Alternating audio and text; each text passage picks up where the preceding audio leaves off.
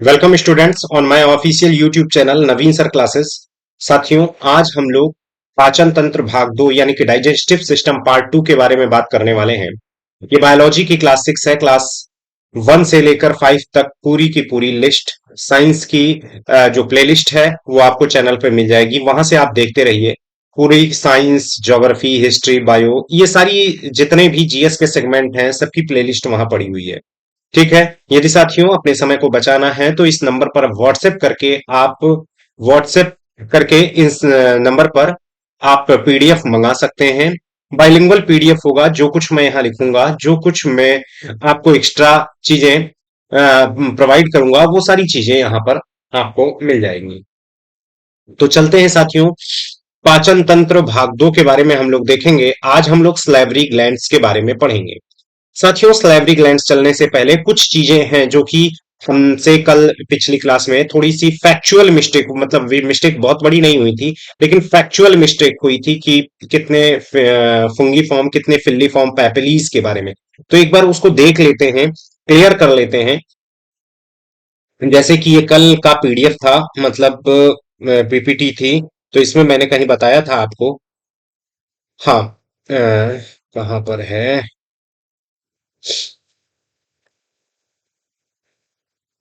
यहां पर, हाँ, ये देखिए। देखिए, लिंगुअल एपिथेलियम में 4 प्रकार की पैपिली होती हैं। यहां तक तो सब कुछ सही था। फिल्लीफॉर्म, फिंगीफॉर्म और फोलिएट वेलिएट पैपिली। ठीक है। फोलिएट और सरकम वेलिएट पैपिली के नाम से इनको जाना जाता है।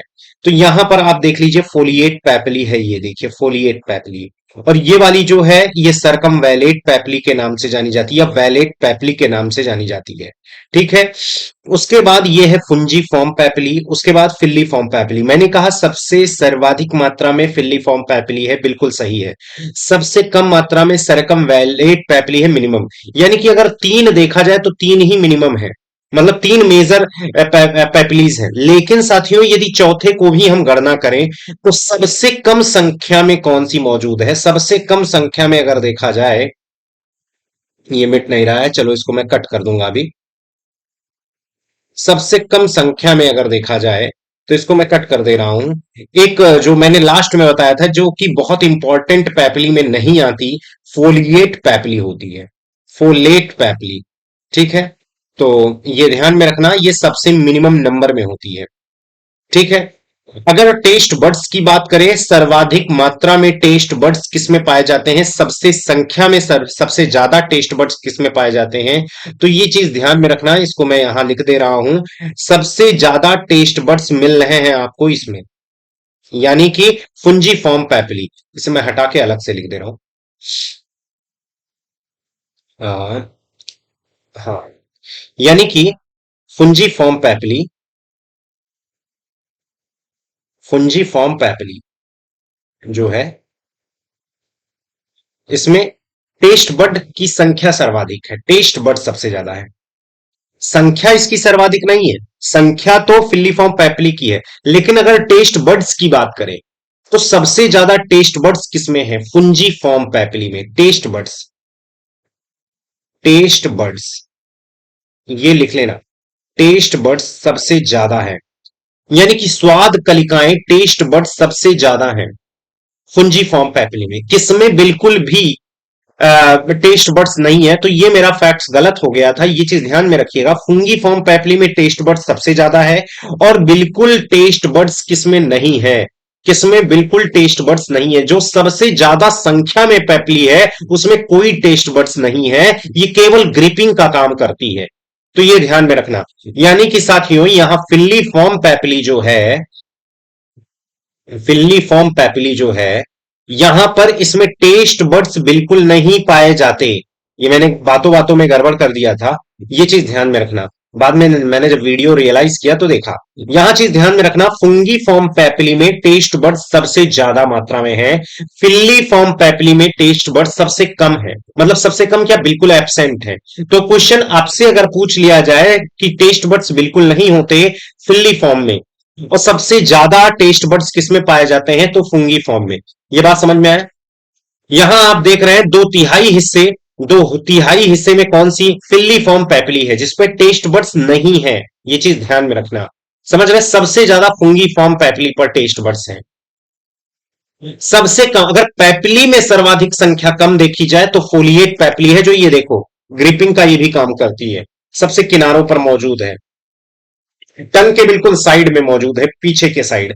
समझ रहे, सबसे कम, सबसे ज्यादा मात्रा में फिल्ली फॉर्म पैपिली है। लेकिन साथियों यहां चीज ध्यान में रखना, अगर हम टेस्ट बड्स की बात करें, स्वाद कलिकाओं की बात करें, तो स्वाद कलिकाएं सबसे ज्यादा फुंगी फॉर्म पर हैं, उसके बाद किसी पर है, और सबसे मतलब बिल्कुल एब्सेंट है फिल्ली फॉर्म पैपिली पर।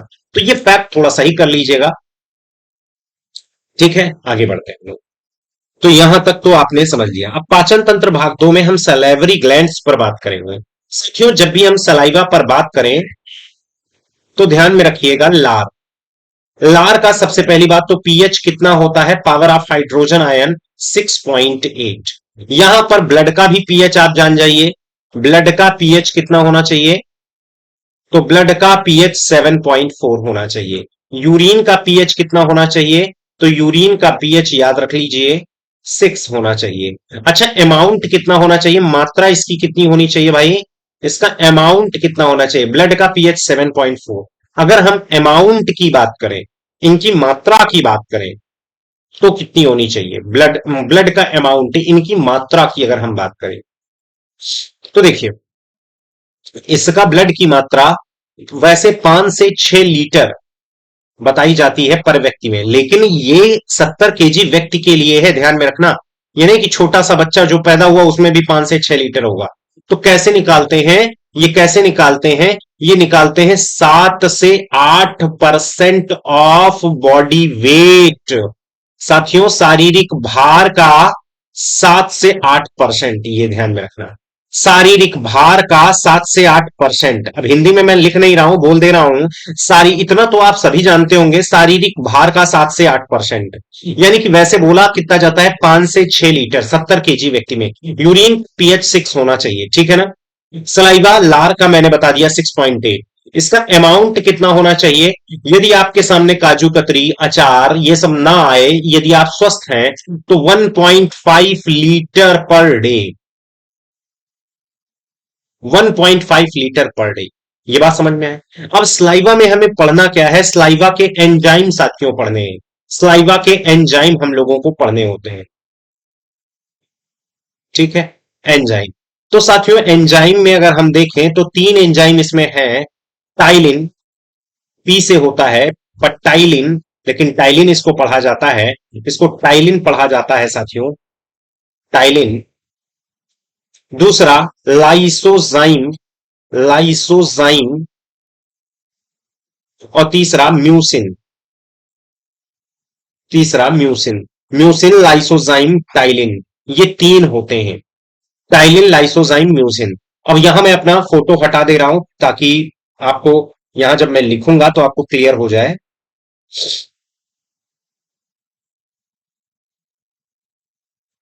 हाँ यहां पर देखिए, अब टाइलिन का वर्क क्या है, टाइलिन का वर्क क्या है, यहां चीज बहुत ध्यान से समझिएगा।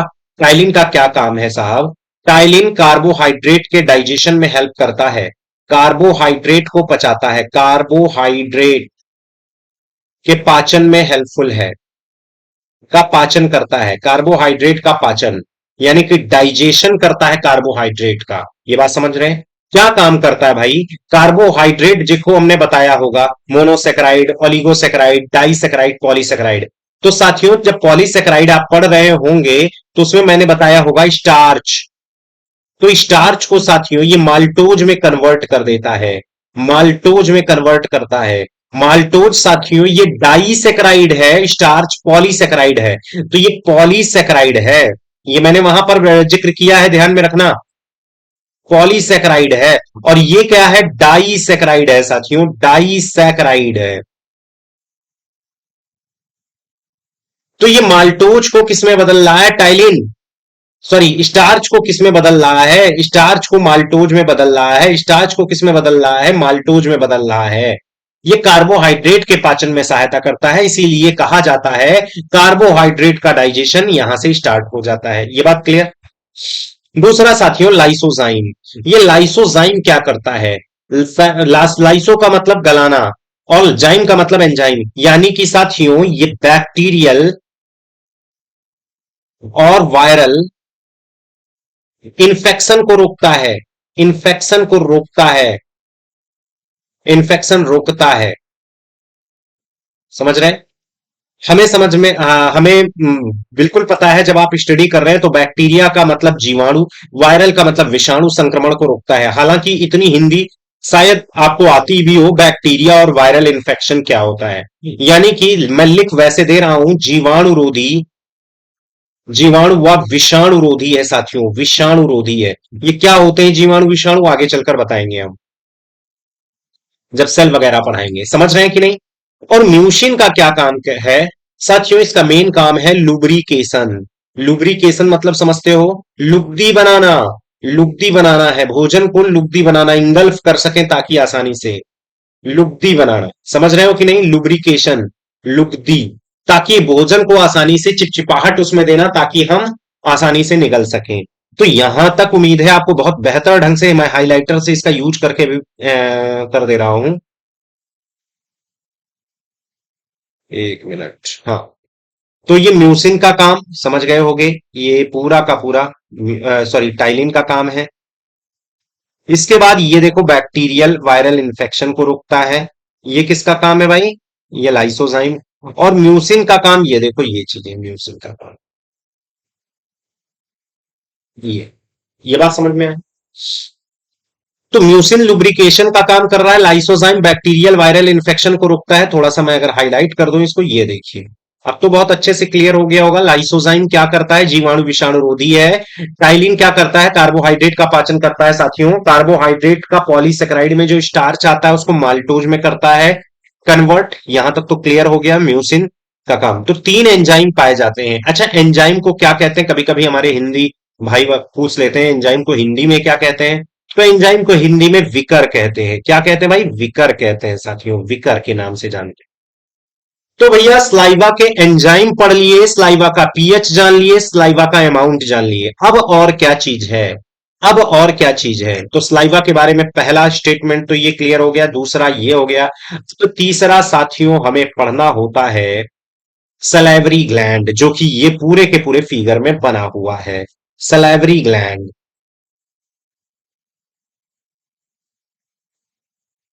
ये स्लैवरी ग्लैंड के बारे में। यहां पर देखो कान के नीचे है पैरोटिड, ये देखो पैरोटिड स्लैवरी ग्लैंड। यहां देखो जबड़े के नीचे है सब मैंडिबुलर, समझ रहे हैं? जीभ के नीचे है सब लिंगुअल ग्लैंड। तो ये याद रखिए, तीन ग्लैंड हैं। जब इसी में वायरस का इन्फेक्शन हो जाता है तो ये फूलकर बड़ी हो जाती है, जिसे गलसुआ कहते हैं। गलसुआ नामक बीमारी जानते होंगे आप सभी, ठीक है? यानी कि अगर हम स्लैवरी ग्लैंड पर बात करें, अगर हम लार ग्रंथियों पर बात करें साथियों, लार ग्रंथियों पर, तो लार ग्रंथियां लार को निकालती हैं। पहली बात तो स्लैवरी ग्लैंड, ये ग्लैंड का मतलब क्या होता है? समझिए, ग्रुप ऑफ सेल होता है। ग्लैंड का मतलब होता है ग्रुप ऑफ सेल, यानी कि कोशिकाओं का समूह होती है ये, कोशिका समूह। समझ रहे हैं? ग्लैंड का मतलब कोशिकाओं का समूह है। स्लैवरी ग्लैंड लार ग्रंथि है। ये कोशिकाओं का समूह क्या काम करती हैं साथियों? देखिए, अगर हम ग्रुप ऑफ सेल्स, अगर ग्लैंड को बात करें, तो ग्लैंड वैसे थ्री टाइप की होती हैं। हालांकि मैं इसको उसमें पढ़ाऊंगा जब एंडोक्राइन सिस्टम पढ़ाएंगे, अंतःस्रावी तंत्र पढ़ाएंगे। अब मैं अपने फोटो को ऑन कर लेता हूं तो कोई दिक्कत नहीं है।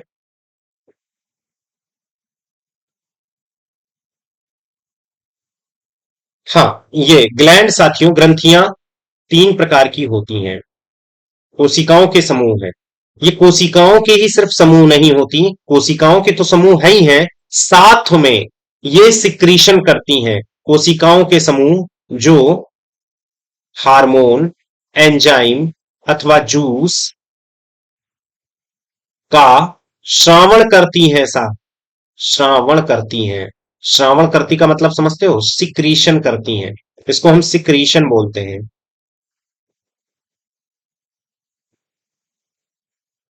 मैंने क्या कहा? ग्लैंड क्या है भाई? ग्रुप ऑफ सेल्स हैं जो हार्मोन, एंजाइम, जूस, रस का श्रावण, जूस को रस बोलते हैं, का श्रावण सिक्रीशन करती हैं। तो यानी कि ग्लैंड तीन टाइप की हुई। कुछ ग्रंथियां ऐसी होती हैं जो हार्मोन का श्रावण करती हैं, हार्मोन का सिक्रीशन या श्रावण। कुछ ऐसी होती हैं जो एंजाइम का सिक्रीशन करती हैं, एंजाइम या जूस का सिक्रीशन करती हैं। कुछ ऐसी हैं सिर्फ बोथ, सबका, दोनों का, दोनों का सिक्रीशन करती हैं, दोनों। तो इनके नाम है अलग अलग। हार्मोन का सिक्रीशन करती हैं तो इसे एंडोक्राइन ग्लैंड बोला जाता है, एंडोक्राइन ग्लैंड। यानी कि इन्हें अंतःस्रावी ग्रंथियां बोला जाता है।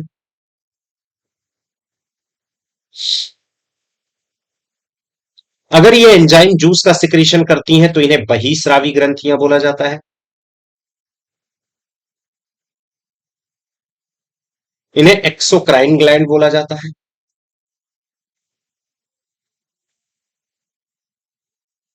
जबकि दोनों का श्रवण करती हैं तो इन्हें मिक्स ग्लैंड बोलते हैं, मिक्स्ड ग्लैंड। इन्हें मिश्रित ग्रंथियां कहते हैं। तो यहां मैंने ग्रंथियां बता दी हैं। अब आगे की क्लास में जब एंडोक्राइन सिस्टम पढ़ाएंगे तो और विस्तार से इसको बताएंगे कि क्या होती है। समझ रहे हैं कि नहीं? तो उसको और भी विस्तार से। तो ये सलेवरी ग्लैंड क्या कर रही है? एंजाइम निकाल रही है भैया। तो ये किसका एग्जाम्पल है? ये किसका एग्जाम्पल है? बहिस्रावी ग्रंथि है। यानी कि ये बहिस्रावी ग्रंथि है, एक्सोक्राइन ग्लैंड है। कोई दिक्कत? बहिस्रावी ग्रंथि है, कोई दिक्कत बताइए? Salivary gland. यहां तक क्लियर? अब स्लेवरी ग्लैंड तीन टाइप की हैं। मैंने अभी जस्ट आपको दिखाया, यहां देखिए। सबलिंगुअल, ये याद रख लीजिएगा। सब मैंडिबुलर, पैरोटिड। मैं यहां एक बार फिर से लिख रहा हूं। कौन कौन सी है भाई?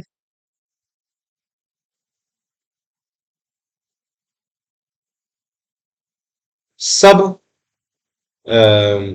लिंगुअल, जिह्वा के नीचे। इसको जिह्वा मूल कहते हैं साहब। दूसरा सब मैंडिबुलर,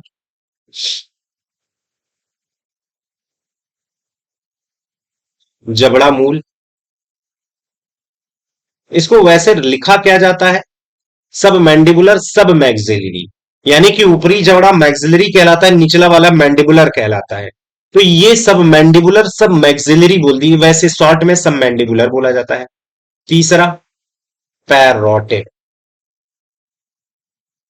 स्लैब, इसे हम क्या बोलते हैं? कर्णमूल ग्रंथि। खास बात यह है जब इसमें इन्फेक्शन हो जाए, विषाणु का संक्रमण हो जाए, विषाणु संक्रमण हो जाए, तो ये फूल कर बड़ी हो जाती है। विषाणु का संक्रमण, वायरल इन्फेक्शन, इसे बोलते हैं वायरल इन्फेक्शन। तो ये फूल कर बड़ी हो जाती है, इसे मम्स कहते हैं, मम्स। इसे गलसुआ कहते हैं साथियों, गलसुआ। बात समझ में आए? बताइए। हार्मोन का सिक्रीशन करती हैं तो एंडोक्राइन, ये तो मैंने ग्लैंड बताया। और यहां गलसुआ एक बीमारी भी मैंने जिक्र कर दिया है। यहां मैंने तो ग्लैंड ही सिर्फ बताया है। ये चीज ध्यान में रखना, ये याद रखना। यहां मैंने ग्लैंड के बारे में बताया है, चर्चा किया है। और यहां मैंने तीनों ग्रंथियों के बारे में बात किया, वायरल इन्फेक्शन के बारे में बात किया है। समझ रहे? पैरोटिड स्लैवरी ग्लैंड, कर्णमूल ग्रंथि, जो कि यहां पर मौजूद है। ये देखिए, ये वाली ये पूरा का पूरा कर्णमूल है, पैरोटिड। और ये तो सब मैंडिबुलर है, जीभ के मतलब उसके नीचे है, जबड़े के नीचे, और ये जिह्वा के नीचे है। बताते हैं अगर सलाइवा ना बने, तो सलाइवा नहीं बनेगा तो आपको टेस्ट का अनुभव नहीं होगा। सलाइवा नहीं बनेगा तो ये देखो ना, लाइसोजाइम नहीं बनेगा। बैक्टीरियल वायरल इन्फेक्शन हो जाएगा आपके मुख में, माउथ कैंसर हो सकता है। समझ रहे हैं कि नहीं? माउथ कैंसर हो सकता है आपके मुख में। समझ रहे हैं कि नहीं? ये चीजें। तो आपको ये बहुत अच्छे से क्लियर हो गए। स्लाइवा के बारे में जो क्वेश्चन आते हैं ये क्लियर हो गए। अब अगर हम आगे बढ़े तो यहां पर साथियों एक खास बात, जब हमने ये शुरुआत का डायग्राम बनाया तो यहां पर एक चीज खास समझिएगा।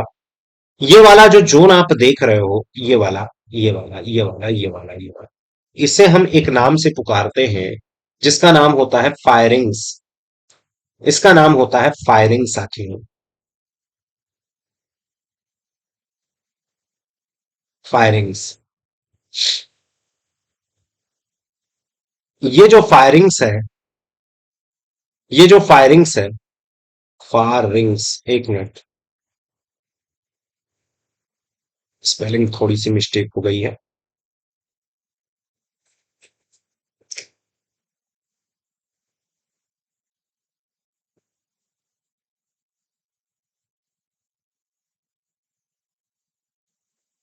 ये बहुत ध्यान से समझिएगा। फायरिंग्स, फायरिंग्स वो हिस्सा है कि इधर से मुख से, अब मैं यहां पहले कुछ बना दूं फिर।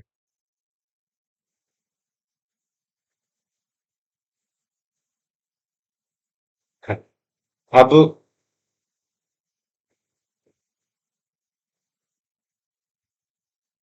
अभी मैं जूम कर रहा हूं, परेशान ना होइएगा।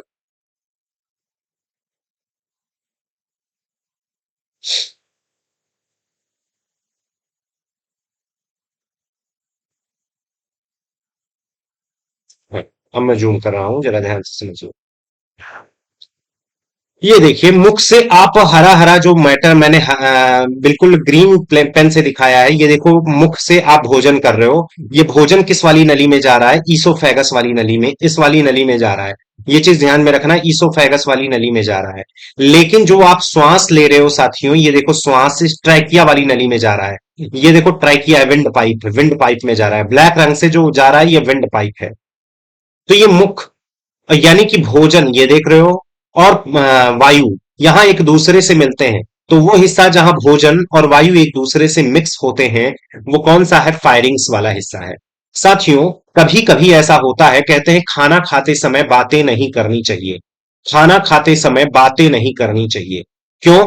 क्योंकि देखो, खाना अगर खाओगे तो ये जो खाने का भोजन, जो खाते समय जो भोजन होता है, ये आपके इस वाली नली में जाने की संभावना बन जाती है। इस वाली नली, क्योंकि ये देखो, ये जो ढक्कन, हरे कलर का मैंने ढक्कन बनाया है, एक ब्लॉक बनाया है, ये असल में साथियों कुछ और नहीं, एपिग्लॉटिस है। जो कि किसको ढके हुए है? जो कि ट्रैकिया को, विंड पाइप को ढके हुए है। जब आप बोलते हैं तो ये बार बार ढक्कन ओपन होता है, क्योंकि फायरिंग्स, क्योंकि वोकल कार्ड यहीं पर है आपकी, क्योंकि आपका जो वॉइस बॉक्स होता है बिल्कुल आपके ट्रैकिया पर ही लगा होता है। तो ये जब जब भी आप बोलते हो बार बार खुलती है। कभी आप बोलना तो आप अपने सामने ऐसे रखना, आवाज, फिंगर ऐसे रखो, तो आप पता चलेगा आप फूंक मार रहे हो बार बार। समझ रहे हो? तो असल में होता क्या है, जब भी आप बोलते हो बिना श्वास लिए आप बोल नहीं सकते हो। तो अगर आप खाना खा रहे हो, खाना को निगल रहे हो, साथ में बात भी कर रहे हो, समझ रहे हो, तो आपके भोजन का निवाला जा सकता है किसमें? विंड पाइप में जा सकता है, इसमें। क्योंकि ये वैसे जाता क्या था? एपिग्लॉटिस का ढक्कन को दबाता है और इस वाली नली में कूद के जाता है। क्योंकि पहले तो आपका ट्रैकिया ही पड़ जा रहा है, विंड पाइप ही पड़ जा रहा है। ये क्या करता है? भोजन का निवाला पहले आपके एपिग्लॉटिस, ये वाला जो ढक्कन बना है, इसको दबाकर इस वाली नली में जाता है। लेकिन साथियों, कई बार ऐसा हो जाता है कि कई बार क्या, कभी कभी, कि आप बात भी कर रहे हैं, भोजन भी कर रहे हैं, तो आपका भोजन का निवाला इस वाली नली में भी जाने की संभावना बन जाती है। और अगर भोजन का निवाला इस वाली नली में चला गया तो आपको बहुत तेजी से खांसी आती है। नेचर ने दे दिया है ताकि ये सरक कर किसमें चला जाए? ईसोफेगस में, ग्रास नली में। लेकिन फिर भी अगर इस नली में अगर कोई भोजन का निवाला चला गया विंड पाइप में, तो बस आपको ट्रैकियोस्टोमी करवानी होगी। ट्रैकिया में छेद करके ही उस चीज को निकालना होगा। ट्रैकियोस्टोमी इसी को कहते हैं। ये बात समझ में आ रहा है? ट्रैकियोस्टोमी करना पड़ेगा, ये चीज ध्यान में रखना। और ट्रैकियोस्टोमी करके ही उस चीज को आप बाहर निकाल सकते हो, नहीं तो दिक्कत आ जाएगी। समझ रहे हैं? यानी कि ट्रैकिया में ऑपरेशन करना पड़ेगा।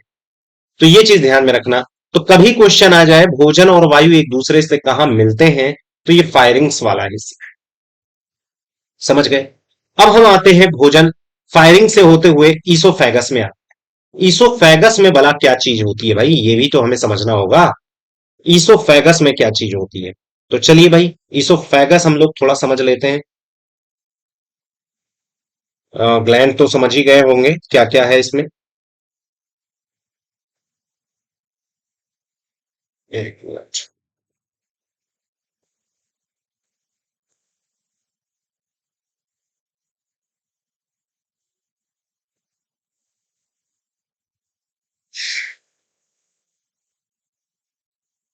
एक मिनट साथियों। चलिए, अगर हम ईसोफेगस की बात करें, तो ईसोफेगस वाली जो नली है, आप ये देखिए किस तरीके से है कुछ।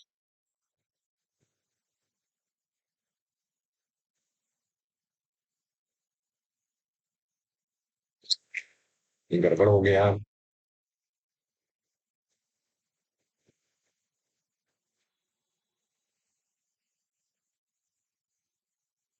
ये जो आपकी ईसोफेगस ट्यूब है,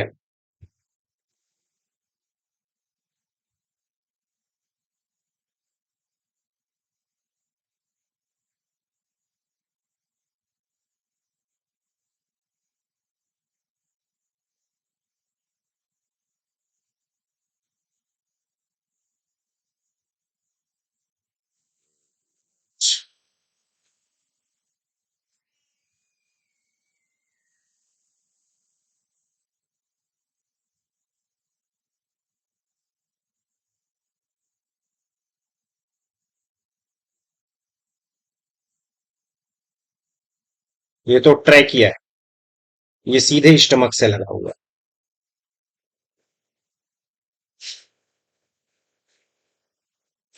ये स्टमक से लगा। यहां एक ढक्कन होता है जिसका नाम है एपिग्लॉटिस। एपिग्लॉटिस ये फेफड़े में कन्वर्ट होता है, क्योंकि ये विंड पाइप है ना, ये विंड पाइप है, वायु नली है। इसे ट्रैकिया कहते हैं। ये जाके लंग्स में कन्वर्ट हो जाता है, फेफड़े में। ट्रैकिया वायु नली, इसको मैं हिंदी में भी लिख दे रहा हूं, वायु नली। यहां पर आप देखो ईसोफेगस वाली नली है।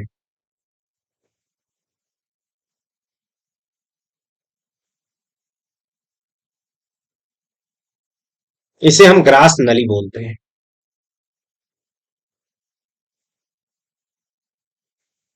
खास बात क्या है भाई, इस ग्रास नली की खास बात क्या है? देखिए यहां पर जो भोजन, यहां पर एक तो प्रोसेस स्टार्ट होती है। यहां पर जो भोजन होता है, यहां कोई पहली बात तो यहां एक नंबर एक, कोई भी पाचन की प्रक्रिया, नो डाइजेशन, कोई भी पाचन की प्रक्रिया नहीं होती है। पाचन की प्रक्रिया होती ही नहीं, पाचन नहीं होता, क्योंकि यहां कोई पाचक एंजाइम नहीं पाए जाते। दूसरी चीज अगर हम बात करें भाई, और क्या होता है, यहां पर पेरिस्टेलिसिस की प्रोसेस होती है। यहां क्रमानुकुंचन की गति होती है।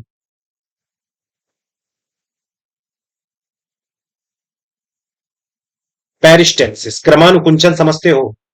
यानी कि जो ईसोफेगस की ट्यूब कॉन्ट्रैक्ट होगी, एक्सपैंड होगी, कॉन्ट्रैक्ट होगी, एक्सपैंड होगी, कॉन्ट्रैक्ट एक्सपैंड होगी, संकुचित और शिथिलित, संकुचित शिथिलित होगी। और पेरिस्टेलिसिस की प्रोसेस से ये भोजन का निवाला आगे की ओर बढ़ेगा। यहां तक क्लियर? पेरिस्टेलिसिस की प्रक्रिया से भोजन का निवाला आगे की ओर बढ़ेगा। यहां तक किसी कोई दिक्कत? एक मिनट।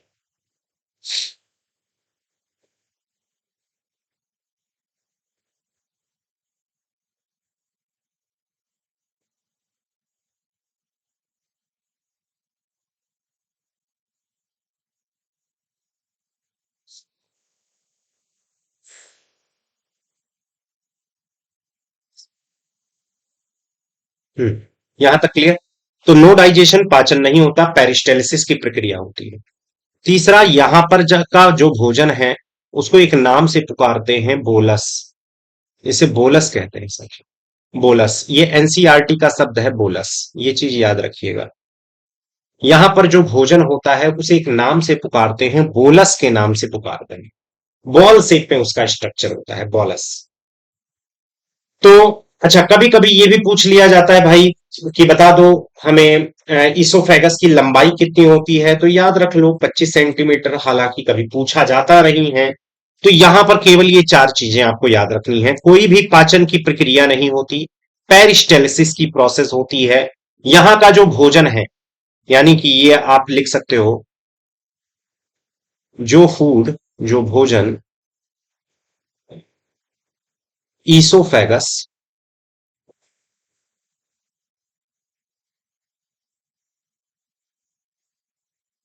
ट्यूब में प्रेजेंट होता है या उपस्थित होता है, उसे हम किस नाम से पुकारते हैं? बोलस के नाम से पुकारते हैं। यहां तक क्लियर? तो ईसोफेगस में कोई भी पाचन की प्रक्रिया बिल्कुल भी नहीं होती। ठीक है। तो ग्रास नो डाइजेशन, पेरिस्टेलिसिस, बोलस की प्रक्रिया, 25 सेंटीमीटर की टोटल लेंथ होती है। अब अगर हम स्टमक में बात करें, स्टमक में, तो आइए स्टमक को भी देख लेते हैं भाई।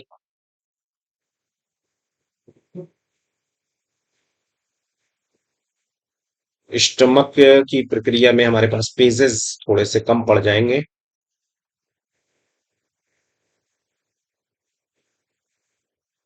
ठीक। यहां पर अभी हम स्टमक में बहुत चर्चा नहीं कर पाएंगे, क्योंकि हमारे पास समय भी कम है और थोड़े से पेजेस भी कम है। यहां हम कुछ चीजों पर पहले बात कर लेते हैं, फिर स्टमक का क्या काम होगा यहां पर देखेंगे। तो देख रहे हैं आप स्टमक, यहां पर, एक मिनट, ये पूरा इसोफेगस से ही जुड़ा हुआ मामला है, पूरा जुड़ा हुआ स्ट्रक्चर है स्टमक। अब साथियों, अगर हम स्टमक पे जाएं, इस पर बात करें, तो हमें क्या क्या विशेष करके इसमें पढ़ना है, आइए इसको हम लोग देख लेते हैं भाई। स्टमक में हमें क्या पढ़ना होता है? पहली बात तो स्टमक का जो भी, अगर हम इसके स्ट्रक्चर पर बात करें, तो हमको इसके एनाटॉमी पर नहीं जाना है, हमें इसके एनाटॉमी पर नहीं जाना है साथियों।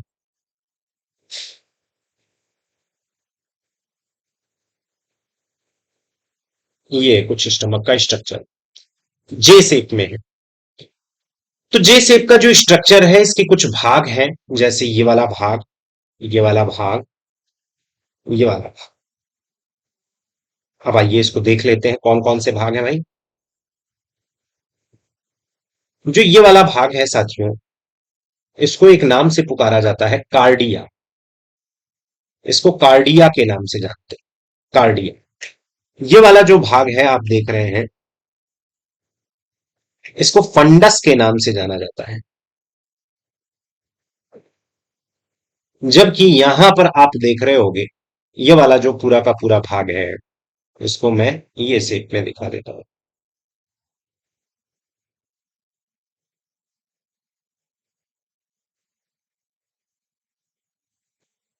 ये वाला जो भाग आप देख रहे हैं, इसको हम पाइलोरस के नाम से जानते हैं, पाइलोरस।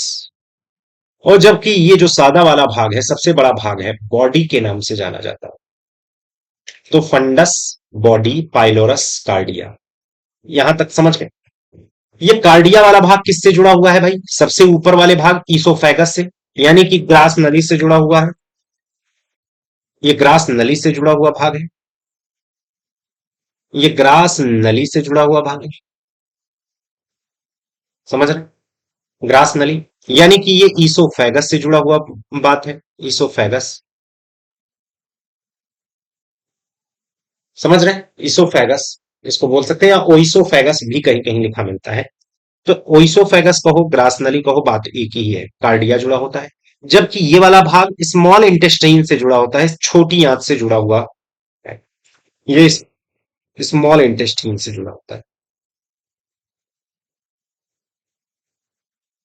ये छोटी आंत से जुड़ा होता है,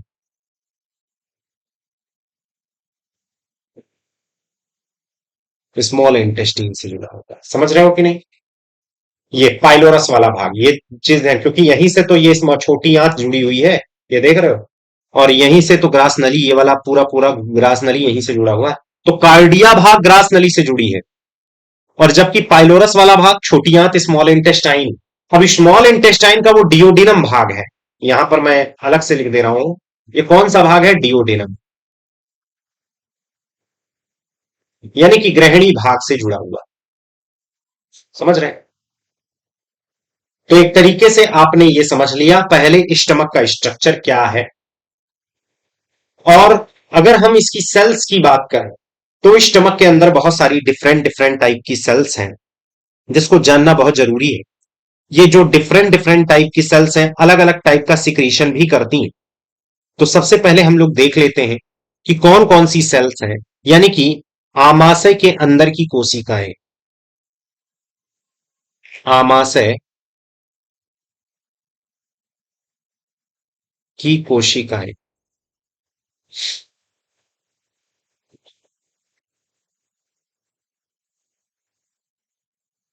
सेल ऑफ स्टमक, इसमें बहुत सारी सेल्स पाई जाती हैं, जैसे जैसे म्यूकस सेल, ये म्यूकस सेल है, या ग्लोबलेट सेल के नाम से इसको जानते हैं, ग्लोबलेट ये सेल है, म्यूकस सेल कहिए या ग्लोबलेट सेल कहिए, बात एक ही है। क्या सिक्रीश करती हैं, सिक्रीश श्लेष्मा करती हैं, ये श्लेष्मा मतलब म्यूकस, क्या काम होता है ये अगली क्लास में हम लोग देखेंगे, म्यूकस। दूसरा क्या होती है, पेराइटल सेल होती है,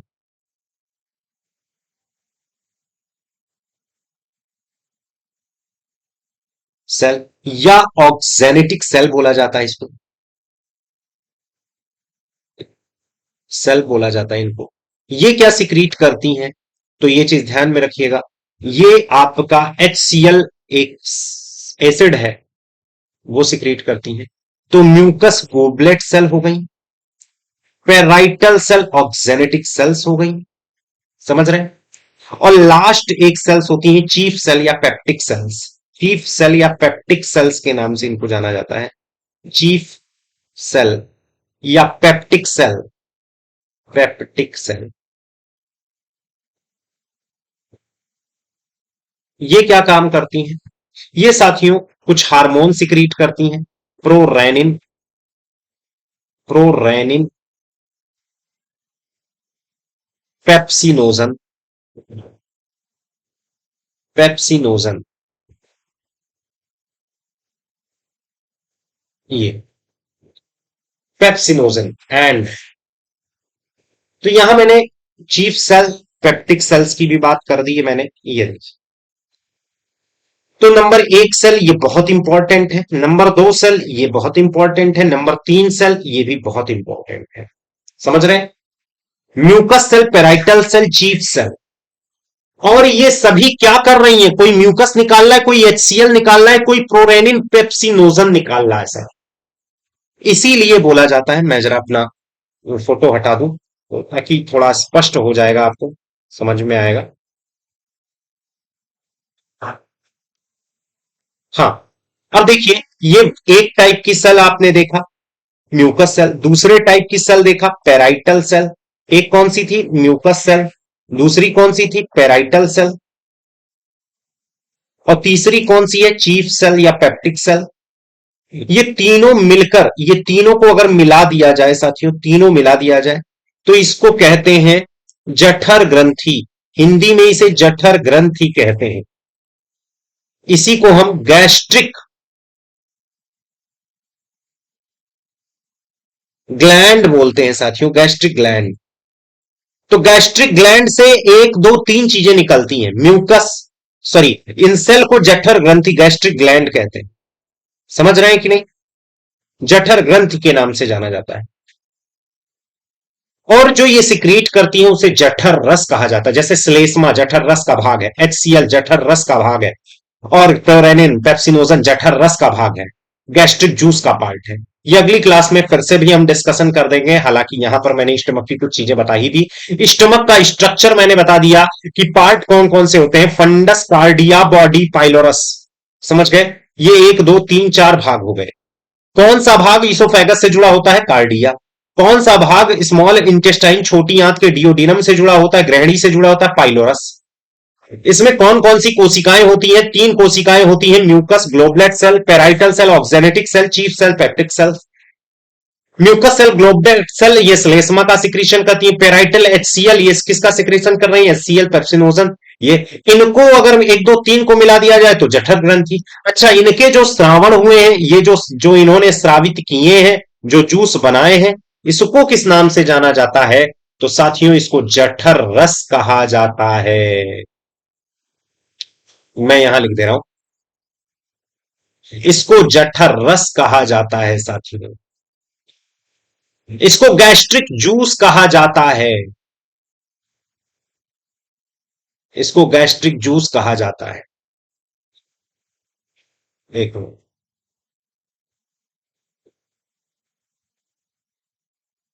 इसको गैस्ट्रिक जूस कहा जाता है। तो उम्मीद है आपको यहां थोड़ा बहुत समझ में आया होगा। बाकी स्टमक को हम फिर से भी पढ़ाएंगे अभी अगली क्लास में, जब हमारी स्टमक में मेन क्लास होगी तो स्टमक के ही बारे में सब कुछ डिस्कशन करेंगे। क्या काम होता है HCl का, क्या काम होता है प्रोनाइनिन, पेप्सिनोजन वगैरह का। तो ये सारी चीजों पर हम लोग एक एक करके डिस्कशन करेंगे। इन सारी चीजों पर हम लोग डिस्कशन करेंगे। तो उम्मीद है आपको बेहतर ढंग से हमने जो समझाया है वो तो एटलीस्ट क्लियर आपको समझ में आ गया है। आपको समझ में तो आ गया है, यहां तक तो समझ में आ गया है। तो क्लास आज के लिए इतना ही, पाचन तंत्र भाग 2 में। इसके बाद हम स्टमक की तीसरी क्लास लाएंगे। तीसरे और चौथे क्लास में ये पूरा पाचन तंत्र, पूरा डाइजेस्टिव सिस्टम कंप्लीट हो जाएगा। थैंक यू, जय हिंद। अगर सेशन अच्छा लग रहा हो तो प्लीज लाइक और शेयर जरूर करिए।